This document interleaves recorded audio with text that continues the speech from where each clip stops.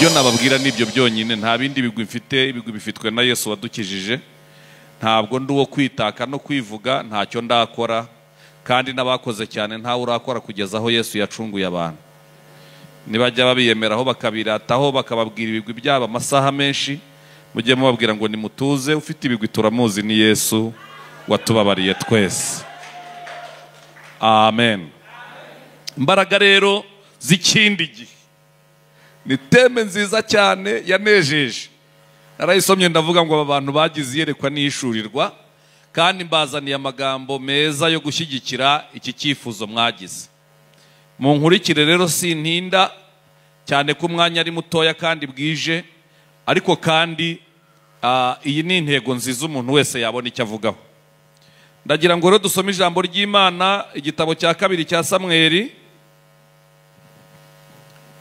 dusome igice cya 12,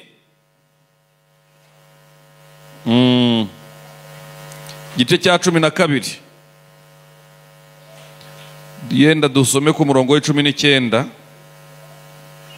Turasoma n'igitabo cy'abami hirya hariya, dushaka dusome n'ibyahishuwe cyangwa dusomaho honyine, n'ibindi turabivuga. Mana ishimwe cyane. Twahageze, twihute. Igitabo cya 2 cy'abami mu gice cy'12 ku murongo wa 19 haravuze ngo, maze Dawidi abonye ko abagaragu be bongorerana, amenyeraho ko umwana wapfuye. Abaza abagaragu bati, mbese umwana arapfuye? Baramusubiza batarapfuye. Nuko Dawidi arabyuka, ariyuhagira, arihezura, yambara indi myambaro, ahera ko ajya mu nzu y'Uwiteka arasenga. Avayo ajya mu nzu ye, nuko aho ashakiye bamuzanira ibyo kurya ararya. Maze abagaragu be baramubaza bati, ibyo ugize ibyo ni ibiki? Wiyirije ubusurira umwana akiri muzima, ariko none umwana amaze gupfa urahaguruka ujya kurya? Arabasubiza ati, umwana akiri muzima niyirije ubusa ndira, kuko nibwiraga nti ntawe ubizi ahari Uwiteka yangirira imbabazi agakiza uwo mwana. Ariko none amaze gupfa ndiyiririza icy'ubusa. Mbese aho nashaka kumugarura nzajya ahari, ariko we ntabwo azagaruka hondi. Nasoje. Igira imbere gatoya, igitabo cy'abami gice cya 19 umurongo wa 5 cya mbere, kuri paje ya 345 ku bafite Bibiliya nk'iyi mfite. Ni hafi cyane. Handitse amagambo avuga ngo, nuko yiryamira munsi y'icyo giti cy'umurotemu arasinzira. Agisinziriye marayika araza aramukoraho, aramubwira ati, byuka urye. Arakanguka, abona umutsima utaze ku makara n'agacuma k'amazi biri ku musego we. Ararya aranywa, arongera ariryamira. Marayika w'Uwiteka agaruka ubwa kabiri amukoraho, aramubwira ati, byuka urye, kuko urugendo ari runini rugukomereye. Nuko arabyuka ararya aranywa. Iyo ndayigendera iminsi 40 n'amajoro 40, agera i Horebu ku musozi w'Imana. Amen. Murebe hano tuganire. Mana ishimwe. Ndagira ngo mbabwire yuko imbaraga z'ikindi gihe ari imbaraga ziturenza none zikadukomezanya hazaza. Ndagira ngo mbabwire ko hazaza burya tutiya mushaka imbaraga, hari ibibategereje. Ayo bayita amaso y'umwuka. Hirya yabo Eliya ku musozi w'i Karumeli yahiciye abahanuzi ba Bayali 450 n'abashera 400. Mvuze ku musozi wuhe? Iryo joro aha baragenda atekerereza Yezebeli ibyabereye ku musozi w'i Karumeli, abimubwira nk'umubwira inkuru nziza yuko imvura iguye, ko Imana itabaye Isiraheli. Ariko Yezebeli aravuga ngo ejo nk'iki gihe nintamuhwanya n'aba bahanuzi ba Bayali, Imana zizabimpore. Eliya yibagirwa 850 ahita ahunga. ageze imbere gato ariyahura, aryamye munsi y'igiti cy'umurotemu. yari afashe icyemezo cyo kwiyahura, ngo cyari igiti kigira amata amanukira ku muntu ntave ku ruhu, cyica abantu vuba. aravuga ngo nkwiriye gupfa. yibagirwa ibintu biciye hirya aha ngaha. nakubwiraga ngo niwibagirwa aho Imana yakuvanye n'amateka yawe, nayo imbaraga z'ejo bundi zikagushirana, uzapfa rwose.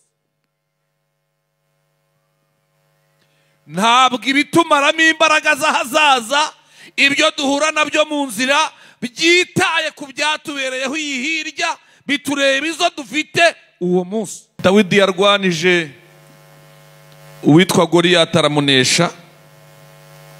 murabyibutse? bararirimba barariragwa, ibintu biracika. ashyingirwa umukobwa w'umwami, abigitangaza. urwango ruzamukiraho. Dawidi agenda arwana intambara z'uburyo bwinshi, birangira zinesheje. birangira Sawuli apfuye apfana n'umuhungu we. birangira Dawidi yicaye ku ntebe y'ingoma y'ibwami, abanza gutinda iyo. muri Zaburi 134 muzahasome, haravuga ngo dore n'ibyiza n'iby'igikundiro. ngo yari yarabanje gutinda iyo hirya, ngo hari ikibazo cy'uko atazajya Yerusalemu kwima ingoma ya cyami. hari abarezisita bavuga ngo Sawuli niwe mwami tuzi, uyu si wo mu gisekuru cy'abami, ntabwo azicara ku ntebe ya Isirayeli. hari ikindi gice cy'abavuga ngo uyu nguyu Imana yabimuvuzeho turabizi, hari ibigwa afite bimwemerera kwicara hariya, n'icyo Imana yamuvuzeho. ngo iyo ntambara imara imyaka 7. ariko nyuma y'imyaka 7 ngo ingabo za Sawuli zigenda zishira urusorongo, ngo aba Dawidi bagwiza imbaraga. birangira rero ngo ingabo za Sawuli zenda gushira. ngo Dawidi aca iteka aravuga nk'umwami ati noneho tuvanze ingabo, dusoje intambara, aba bamanitse amaboko bakaba bacu, ntibakicwe ukundi, ntibakongere kugira amakuba n'ibyago. abo bake barokotse mu ngabo za Sawuli nibo bavuze ino zaburi, baravuga ngo ni byiza, ni iby'igikundiro ko abaturanyi baturana bahuje mu mitima yabo. barabivuga burya ngo kari agahenge babonye. baravuga ngo igihe twarwaniye cyose nta mutekano twagize, Imana yaduteye umugongo iragenda, inzara iba nyinshi mu gihugu n'amakuba aratugwira aba yose. ariko ubwo umwami aciye iteka tukemerwa, aravuga ngo bimeze nk'amavuta asutswe ku mutwe wa Aroni. ngo yaravuga ngo abatambyi basubiye mu myanya yabo, ngo Imana igarutse muri Isiraheli, isoje amakuba yose. Imana ishimwe cyane. ibyo biraba, bose bamaze kwemera azamuka ajya kwimira i Yerusalemu. agezeyo, murumva atarageze ahantu heza, murumva imirimo Imana yakoranye nayo n'igihe byamaze. ngo se mbabwire imva yasimbutse, mbabwire umunsi agera ku rusengero rw'Inoba ashonje amaze iminsi 10 atarya atanywa. mbabwire ko yasanze umutambyi witwa Abimeleki akamubwira ati ku iyi nzu ntihabura ibyo kurya. akamureba akamuyoberwa, ngo yarigonze ameze atya. akamwisobanurira ati ni jye Dawidi umukwe w'umwami. ngo akamubwira ngo nta byo kurya bya rubanda biri aha ngaha. undi akavuga ngo nanjye sindi rubanda, ndi umukwe w'umwami, ikindi ndi wo mu bwoko bw'abatambyi. niba ari ibiryo byatuma abantu bazira Imana yabo ibahora, izabimpore nk'umwami. ngo aramubwira ngo ibiryo bihari n'iby'abantu biyirije, ngo badaherukana n'abagore babo, batiyandurishije iby'isi byose. ngo aramubwira ngo natwe tumaze iminsi 10 ntacyo dushyira mu nda, nta wageze iwe mu rugo ngo yihezure biduhe tubirye. ngo akinjira mu rusengero gushaka ibyo kurya, ngo ikintu cya mbere yabonye mu iguni n'inkota yicishije Goliyati. ngo aravuga ngo nta kiruta iyi ngiyi nimuyima, yishyira ku mufuka. ngo amaze kuyishyira ku mufuka, ngo uwitwa Dowegi yari mu iguni nka hariya, ngo yiyirije gatatu. ngo Dowegi yari umutware w'abashumba kwa Sawuli. ngo abonye Dawidi akoze ibyo ahita asoza amasengesho ajya kwa Sawuli kuvuga iyo nkuru. ngo agezeyo aravuga ngo Dawidi yaje, yageze ku rusengero, na ya nkota yicishije Goliyati arayijyanye kandi kuzayizana kuyicisha umwami. ngo umwami amanukana ingabo zose. ngo bageze ku rusengero basanga Dawidi yagiye. ngo uwo munsi nibwo yasohotse mu rusengero, wakubitana n'igitero cy'Abafilisitiya abo yiciye shebuja, ngo kiba kiramuyoye. ngo ari mu nzira agenda, ngo umwuka amwigisha ubwenge bw'uko yaharokoka. ngo acira inkonda amera nk'umusazi. ngo ageze iyo ngiyi i Gati baravuga bati ntitwabatumye umusazi, twabatumye Dawidi wanesheje Goliyati. izo simve ebyiri arokotse umunsi umwe. iyi yo ku rusengero, ngo yaraje umwami abaza Abimeleki ati niki cyaguteye kungambanira bene ako kageni? undi aravuga ati nakugambanira nte ku mukwe wawe. Ngo aravuga ngo ntanze itegeko abatambyi bose uyu munsi babice. Ngo abasirikare bose baravuga ngo amaboko yacu nayo kurwanira igihugu sayo kwica abatambyi nitwakora iryo kosa. Wa Dowegi wari isoje iminsi ye ngo asaba inkota, batera inkota 80 n'aba bose arabica. Dufite abakristo basoza amasengesho bakica bagenzi babo. Ntibabicisha inkota nka Dowegi, babicisha amagambo n'ibindi byaha by'uburyo bunyuranye bayashoje. Nizo ngorane twagize zatumye n'abazaga mu rusengero baragarukiye ku miryango ntibinjire. N'abakristo gito baraya amajoro nk'aya dufite, basenza y'iminsi myinshi ariko batayahuza n'imbuto bera iyo bageze aho bataha. Mani turengere cyane. Nababwiraga imva nkeya yararokotse n'izindi. Ngo Dawidi ageze i Yerusalemu igihe cyo gutera kw'abatware kiragera. Ngo abwira Yowabu n'ingabo ati mugende jyewe iminsi maze mu ishyamba irahagije, uyu munsi ndaruhuka. Ingabo zigenda zonyine na Yowabu, Dawidi asigara mu rugo. Ngo saa 6 araryama araruhuka, saa 11 arabyuka atangira gutembera hejuru y'inzu. I Yerusalemu hari inzu zimeze nk'iz'abakire ba none, twe niyo tukizibona ariko icyo gihe zari zihari. Ko ngo yagendaga hejuru kuri bariko, bahita kuri bariko hamwe abasirimu baba bari hejuru. Ngo agenda ngo amaso yabona umugore wogaga epfo hariya. Ngo amukubise amaso, ijisho rihereza umutima, ahita avuga turiya mugore ni mwiza ndamushaka. Icyaha yagikoze icyo gihe gikurikiraho guhamagaza Uriya iyo yagiye ku rugerero, aragaruka ngo amuhendahenda agiwe mu rugo, ahisha icyo cyaha biranga. Afata urwandiko arwandikira Yowabu ku rugamba, aramubwira ati uyu muhungu witwa Uriya nakugeraho uzataka ahantu hari abasirikare bakomeye, mfite gahunda yuko yapfa mu b'imbere. Aruhereza Uriya bari urwijyanira, ari ruzamwica. Uriya ntiyarungurutse ngo anarebe icyanditsemo, yararushyiriye umutware ku rugerero. Ngo bagezeyo barataka koko nk'uko yabimusabye. Ngo batatse umugore ahagarara mu rugo. Ngo hari hashize iminsi, ngo hari umugabo batsinze ku rugerero, n'ubundi ngo umugore ari mu rugo ngo azunguza urusyo, ngo arujugunye inyuma y'urugo, rugwira umusirikare ahita apfa. Ngo ahita mugenda nawe bimugendekera bityo bapfuye mu b'imbere. Yowabu yandikira Dawidi urwandiko aruhereza umugaragu ngo ugende umubwire ko twatatse umudugudu, ngo twapfushije abasirikare benshi ariko twawufashe. Ngo Dawidi arabaza ati mwapfushije abasirikare benshi kubera iki? Ngo yari yamubwiye ngo nabaza impamvu bapfuye ari benshi, ngo uzamubwire ngo nukubera Uriya, azahita amenya icyo mvuze. Ngo undi yabwiye Dawidi ngo impamvu nukubera Uriya, ngo Dawidi ngo we sawa, nta kibazo. Kuba mwarwanye mugafata ahantu mugapfusha ingabo nyinshi nta kibazo. Gikomeye nuko mutari kuhafata. Kumbi mu mutima waribwiye ngo korari Mani baho umugisha uyu munsi mwaririmbye neza, ariko imbaraga mwaririmbanye none na Satani murwanya uyu munsi si we w'ejo. Mukeneye imbaraga z'ikindi. Basore beza mucuranga, ni mucurange, ariko mukeneye imbaraga zindi zigiye muzaba muri abagabo. Mukeneye imbaraga zindi zigiye muzaba mutagicuranga mwabaye abayobozi hariya. Mukwiye gusenga byisumbuyeho. Dawidi rero ngo yumva ubutumwa, yumvise ko umwana azapfa, ahita ategura iminsi 7.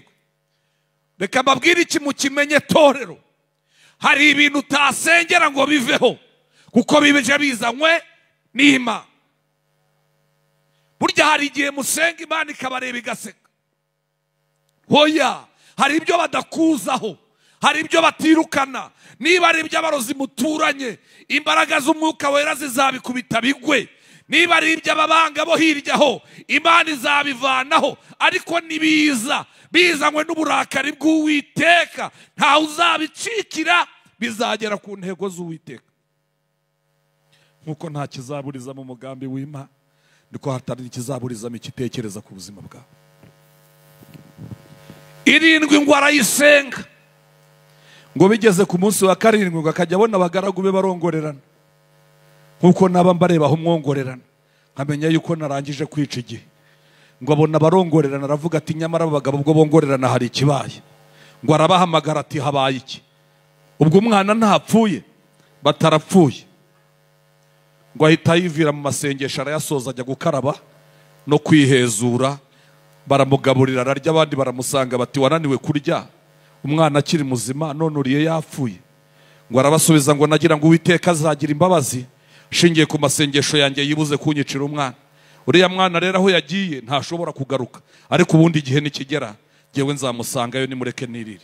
Mbibutse ko ahakurikiyeho umva dayimoni uzanywe ni nakaga abantu bamwe bajya bateza imiryango yabo. Umuhungu ngo yahehese mushikiwe bavindimwe kuri se badahuje nyine witwa Tamari, ngo yibaza ko azamubona biramucanga, ngo agisha inama. Abajyanama babi bazatuma imbaraga z'ahazaza uzishira. Abajyanama babi nimushaka ko nkavuga nzagaruka aricyo kinzanye. Mbabwira uwitwa Ahitofeli wegereye umuhungu wa Dawidi witwa Abusalomu, aramubwira ati shaho dore isura mwahagije arirutse, kugira ngo abantu bamenye yuko wamunesheje burundu, fata abagore be ubendere ku karubanda. Ahitofeli yarinde. Ahitofeli yari sebukwe wa Uriya, akaba umujyanama wa bugufiya wa Dawidi. Ngo inama yagiraga Dawidi ngo zari inama zimeze nk'iz'Imana. Abonye n'undaje amubera umujyanama, ariko amubera umujyanama amubwira ngo fata abagore basu bajyane ku karubanda. Bajyanama babi aba mugendana mutaye bene so beza bazabahindukira. Abajyanama babi nimutagira imbaraga z'ahazaza nimuzabarenga ngo mubagerane ku marembo y'ijuru. Dore ibyo mbabwira n'ukuri. Umuhungu ngo agita amubwira ati ngugira inama yuko uzabona mushiki wawe. Undi ati uzirwaze wirirwe ku buriri bwawe, urembe wirembeshe utitire. Burya barwaye indwara zimenyekana baravurwa bigashoboka, ariko abirwaza n'abadanje. Umuhungu yashatse kwiba amafaranga ya korari yacu ejo bundi muri 95. Yari umubitsi, murabizi ko konte zari zidahari mwese, tukagira abantu tugirira icyizere bene data. Amafaranga tuyamubitsa ngo tuzagura ibyuma. Icyo gihe twacurangiraga kuri radio akantu n'abatiri, gihe naracurangaga. Niwo murimo natangiriyeho mu rusengero. Buriya n'umucuranzi ucuranga nabi akabibishya ndamubwira nigira nkwereke. Muti ntiwabishobora.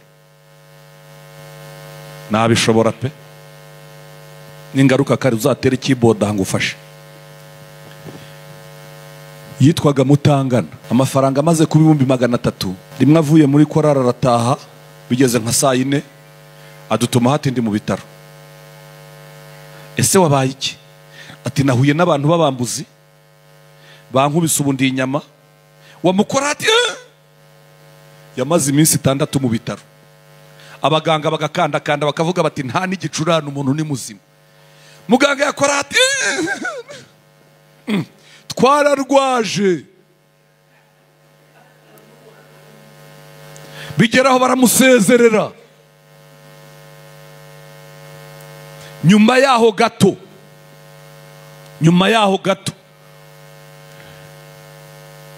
nibwo umwuka yamusanze amwemeza kuza kwihana, aratubwira ati ryari imitwe y'amafaranga nari narayariye. Abanyamasengesho twabashyize mu cyumba iminsi 3 ngo basenge baburize mu rupfu neza neza rwari ruje ku muntu wacu. Barasenga bakatubwira batari ko Imana itigeze iduhishurira urupfu hariya, ko itaduhishuriye icyahabaye. Bite tukavuga tuti muri abanyantege nkeya nimwongere musenge. Umuntu yararenganye yarapfuye. Bibiliya iravuga ngo aho guhishurirwa kutari abantu bigira ibyigenge.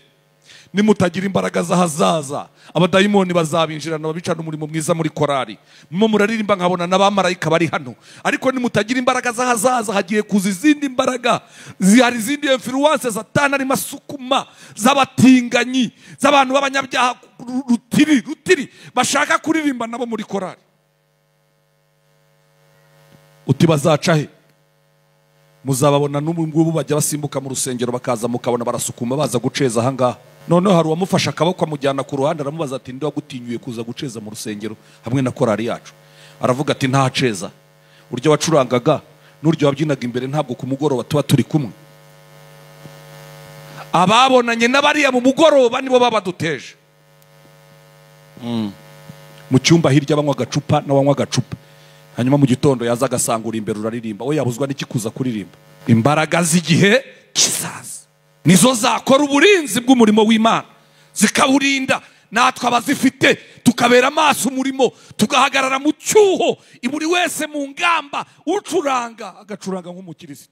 Basore beza, mwabonye abacuranzi bo mu iminsi uko bigize? Mwabonye ibyanwa? Mwabonye za penke ntazi aho bazivanye, niba ari zikuzimu cyangwa he?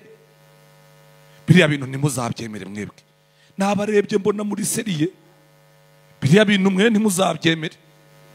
Ntibagira amasogisi, ipantaro zabo sinzi aho bazidodesha, dore zigera hafi y'amavi. Kera bazitaga ipajyama, zikaba zireshya zitya dore. Niba ari ikabutura, niba ari ipantaro ntiwabimenya. Bakozi b'Imana ndabahendahenda, mwebwe rata mucurange ibintu byiza binezeza Imana, ariko n'ubukristo bwo mu mutima ntimukabubaneho, ntibugashireho, bujye bugaragara n'inyuma umuntu abubone. Igihungu gifite abadayimoni, isaza kumusura ngo ararwaye, ati mwana wanjye warembye, ati narembye, none tukugirire dute? Nta kintu na kimwe nshaka kurya, ariko unyingingiye Tamari mushiki wanjye akaza akantekera agakoma, nakwihangana nkakagotomera. Isati bamubwira banguke Tamara azatekere musaza w'igikoma. Ngo Tamara araza, ngo ahagera aragiteka, ngo umuhungu abarabyutsa aramwiyegamije, ati nyabu nasoma agakoma, to yasaga koma nashakaga, ni wowe burya nashakaga. Bamufashe ku ngufu abaramusambanije. Uko umuhanuzi yabivuze babirasohoye. Ngo amare kumusambanya rero, Tamari ntiyatinyuka kubibwira se, ariko abitekereza musaza we ibyamubaye. Usomye ngo batigeze mu iryo soko, ngo baguze iby'ukuri, ngo barabibura birangira bafatiwemo bajyanwa mu rukiko. Mu rukiko habaga abacamanza banteye ubwoba, harimo abitwa bandirarira, harimo abitwa bande n'ayande, ariko harimo bikurusha abandi ngo yitwaga Nzikayidini. Mbabwira amwe mu magambo yavuze. Yaravuze ngo n'uwami bingana iki sinaba inshuti n'uyu mugabo wakanye inyigisho z'umwami wacu Bezebuli, ngo kubera izo mpamvu nakabaye mvugira hano numvise ko yapfuye. Byarangiye mwizerwa haguye baramwica, mukristo ararokoka. Ngo baza kumurekura, ageze imbere ahura na Byiringiro. Ngo barajyana rero, bageze hirya gato ngo bahuye n'inzira, ngo eshatu zimeze nabi, ngo harimo inzira imwe gusa ngo ifite ingazi zimanuka, ngo ariko bakaborera asa naho ari nziza. Ngo bateye intambwe baganayo, ngo bagiye kumva bumva amajwi y'abantu bataka cyane. Ngo bayumvise bashatse gukata, igihanda kiba kirabafashe, ngo kirabamanukana kibajyanayo, ngo kibafungira ahantu ikuzimu, kirabakubita, kirabababaza mu buryo bukomeye. Ndababwira imbaraga z'ibihe bizaza. Ngo arabakubita igihanda, ngo kiratakira babwira ngo nzaze ejo nongere mbakubite. Ngo kiratagitekereza umugore wacyo witwa Nyirabyiringiro bike abagabo babiri cyafashe. Ngo kirababwira ngo nutugabo ngo tuvuga ko tugisiyoni, ngo twigize udushyano, ngo nudukirisitu. Ngo umugore aramubwira ngo ejo uzabakubita inkoni zikubye gatatu izoba kubise uyu munsi, abo bagabo ntibazaharenge ngo bagende. Ngo aragaruka arabakubita, arangije abagira inama eshatu. Umva inama z'abanze gushaka imbaraga z'igihe kizaza zizabarangiza. Ngo yaramubwiye, yaragiye azana mu cyumba nka hariya ngo uduhanga tw'abantu yishe kera. Murabyumvise igihanda? Ubuhamya bwabo urugendo rwananiye, sinzi ko mbivuze neza. Ubuhamya bw'abananiwe ino nzira butumye abantu benshi basubirirayo ku miryango. Dufite abakristo bacu barimo baza gukizwa, bakagwa mu biganza byabo gukizwa byananiye, bagahita basubirayo badakijijwe. Abandi bakaba abanyedini burundu. Ngo azana uduhanga twabo yishe kera, arababwira ngo nzabica nk'aba ngaba. None mbagira inama rero, murahitamo ko mbica, muhitemo kwiyahura, cyangwa muhitemo kubivamo. Kimwe muri ibyo nicyo cyabagirira umumaro. Ngo aho hari ku munsi wa kabiri, ku munsi wa gatatu aragaruka arabakubita. Ngo amaze kubakubita, ngo bakora ikiganiro ko ari babiri bafungiye aho ngaho, ngo mukristo abaza Byiringiro atari ko se dukora iki muri biriya tubwiye, twiyahure cyangwa azatwice cyangwa tubivemo? ngo Byiringiro abwira mukristo atumva, umva inshuti nziza, aramubwira ati kirazira ntutukiyahure. Mu icyo gitabo ugendana hari amakuru arimo avuga yuko hari umunsi abapfiriye muri Kristo bazazuka bagasanganira umwami mu kirere. Abapfanye ibyiringiro bazabikangukana kandi bazasanganira umwami mu kirere, kandi amakuru yuko twaje arayazi, kandi niba ataturamiye ngo adukize none ku munsi wo kuzura abapfuye bamwizeye, nta kabuza natwe tuzazuka, ariko ntituziyahura.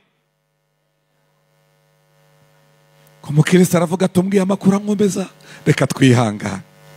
Ngo bararyama barasinzira, ngo umukristo ngo akangutse akora mu mufuka, ngo akoze mu mufuka asanga kuri ya nyumba nziza, ngo yavanye urufunguzo, ngo yarushyize mu rugi rwa mbere ngo rurakinguka, ngo ashyize mu rwa kabiri rurakinguka, ashyize mu rwa gatatu ngo babona bageze ahantu hari umucyo waka witangaza. Ngo aravuga ngo burya twapfuye kera, umunsi twibagirwa amasezerano y'Imana, umunsi twibagirwa icyo Imana yavuganye natwe, umunsi twibagirwa ibyo Imana yakoze tukiri iyo ngiyo. Igihe tubyibagira, nyiri kiriya gihugu azabaramiza amaboko ye, izina rye nirihimbazwe. Mbafitiye inkuru nziza, abashaka imbaraga z'igihe kizaza, dufite umuterankunga witwa Kristo, kandi umwuka wera azatubera imbaraga zacu, tuzagerayo amahoro. Imana ibamere umugisha mu izina rya Yesu. Ndagira ngo mbibutse ibintu bitatu mugomba kwitwararika. Icya mbere, ugomba gusenga buri munsi kandi ugasenga ubudasiba kugira ngo ugire imbaraga. Kabiri, ugomba gusoma ijambo ry'Imana ukagira ibyanditse bigwiriye byo mu mutima, ukabona icyo usubiza Satani igihe aguteye. Icya gatatu, jya ugendana n'abera b'Imana beza bazima b'abanyembaraga bazagutera ishyaka n'umuhati byo kugerayo. Utandukane n'isi, utandukane n'irari ryayo n'amajwi yayo aguhamagara, ntukisanishe nayo, ujye wisanisha n'abera bo mu gihugu cyo mu ijuru. Ndagira ngo dusenge, muhaguruke tubwire Imana ngo komeza aya maboko uzatugezeyo, uduhe imbaraga zo kurenga aha ngaha tugeze. Twarwanye n'iby'ubushize turabibona turabinesha, ariko ibyenda kuza ntituzi ibyo ari byo. Nyabuneka Uwiteka, fata aya maboko dukomeze uturwanire intambara uzatugezeyo. Icyo cyifuzo turakigize twese.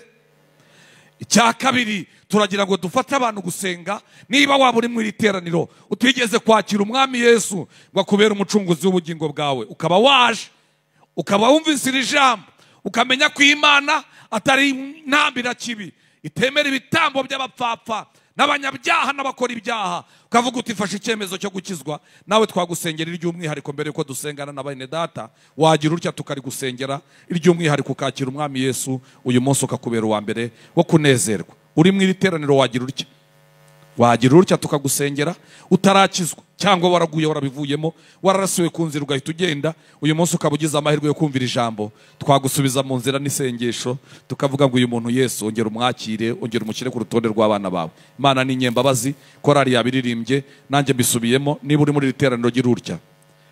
Hari umuntu ushaka gukizwa ubwa mbere? Ntawe. Twese turakijijwe, turashaka kubwira Imana ngo nidukomereze amaboko tuzagere tuzasoza uru rugendo amahoro. Yego, mutege ibiganza mugize mutya. Nyagasani Imana yacu, mu izina rya Yesu duhamije imbaraga zawe, tuvuze ko abatitaye ku mbaraga z'igihe kizaza bazagirira intege nkeya mu nzira bakahagwa, ariko abakwikomejeho bafite ibyanditswe bigwiriye mu mutima bazaharenga kandi bazasoza urugendo amahoro. Akira aya maboko ya bene data bose bagutegeye ibiganza. Mana, uzaduhe gusoza uru rugendo amahoro. Ibyo twakoze ni byinshi kandi byiza, ariko ibyo nibyo byaduteje Satani araturakarira cyane. Uzaduha imbaraga zo kumunesha kugira ngo ku iherezo tuzahabwe ingororano. Kwa makuru dufite yizewe nuko imirimo ya nyuma ari izahesha iya mbere agaciro. Kubera izo mpamvu uzaduhe kuririmba kugera ku munota wa nyuma.